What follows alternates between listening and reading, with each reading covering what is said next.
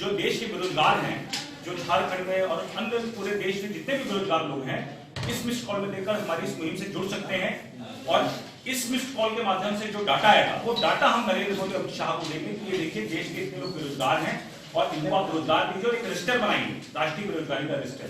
तो इस कैंपेन को लॉन्च करने के लिए आज आप लोग बीच में हम लोग आए हैं। बाकी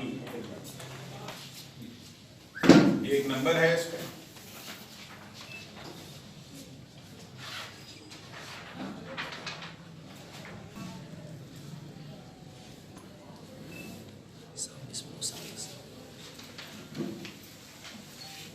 बहुत बहुत धन्यवाद। बहुत आसान सा नंबर है 8151994411। ये नंबर है जिस पे आपको मिस कॉल करना है और ये जो आंकड़े आएंगे उसका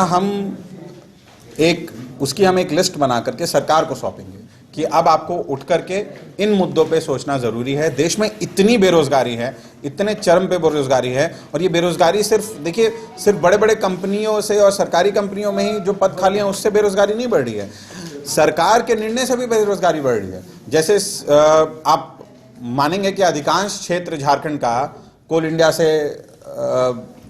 से जुड़ा हुआ है और जब आप कोल इंडिया से जुड़े क्षेत्रों की बात करते हैं तो पहले था कि लोकल सेल के माध्यम से किसने ट्रक ले रखा था तो उसका ट्रक चलता था, कोयला खरीदता था तो उसको रोजगार मिलता था, उससे लदनी मजदूर जुड़े हुए थे उन्हें रोजगार मिलता था, बहुत सारे लोगों को रोजगार मिलता था, मेंटेनेंस वर्कशॉप्स थी उन्हें रोजगार मिलता था। अब क्या हुआ है कि बड़े बड़े कंपनीज को, अडानी को, अंबानी को, बड़े बड़े बहुत बड़े बड़े प्राइवेट कॉन्ट्रैक्टर्स के थ्रू डायरेक्ट कोयला दे दिया गया और उसी का नतीजा था कि इतनी सारी चीजें, इतने सारे रोजगार खत्म हो गए। तो एक निर्णय मोदी सरकार का कि नहीं हम लोकल सेल में कोयला नहीं देंगे और हम डायरेक्ट बड़े बड़े कंपनीज को, क्योंकि लोकल सेल में जो कोयला आता है वो किसी भी माइंस का मात्र 5% या 4% प्रोडक्शन का कोयला आता है, तो उससे बहुत ज्यादा फर्क नहीं पड़ना था, पर उससे रोजगार की संख्या में बहुत ज्यादा गिरावट आ गई है। जो रोजगार वहां पे जो रोजगार जो स्वतः अपने आप को वो रोजगार अपने आप को आगे बढ़ाता है, वैसा जो रोजगार था वो खत्म हो गया। मोदी जी बात करते हैं कि हर व्यक्ति बिजनेसमैन बने, तो वो बिजनेस खत्म हो गए हैं। कोयला जो इन लोगों ने लोकल सेल के माध्यम से देना कम कर दिया और कहीं कहीं बंद कर दिया। खलारी में भुखमरी की स्थिति है। मैं कल खलारी गया था, कल हमने इस कैंपेन की लॉन्चिंग हमने कल खलारी से भी की थी।